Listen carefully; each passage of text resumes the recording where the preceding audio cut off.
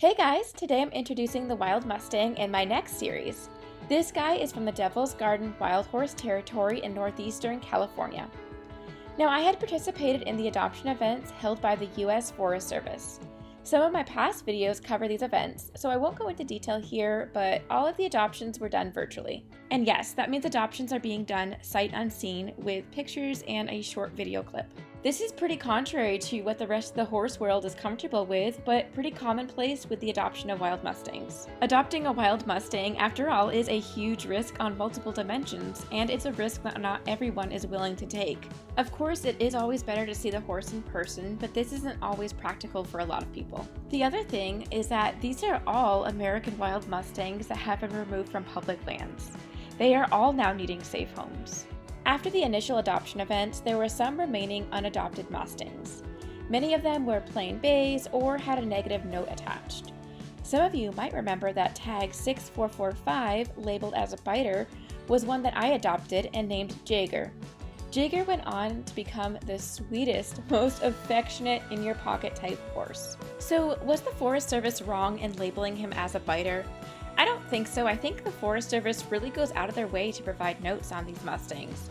As best I understand, the label is based off of their encounters with the Mustangs, and they're not necessarily predicting what the horses are like, but more sharing what they encountered and what their interactions with the Mustangs were as they pulled them out for care.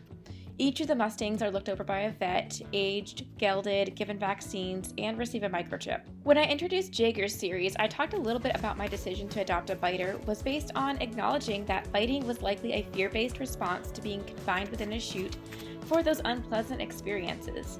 I figured I wouldn't be seeing aggression in training because I wouldn't be pushing him to such stressful levels. And thankfully, that turned out to be true. So the other Mustang I adopted and I'm now introducing in this series is 6442, a 3-year-old gelding with the note of stubborn.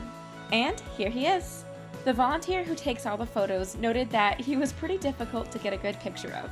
Now, I wasn't quite sure how you could possibly have a stubborn wild Mustang, so I asked the corral staff for clarification, and they let me know that it just meant they had difficulty moving the horse along through the corral and through gates, and this was something that happened repeatedly.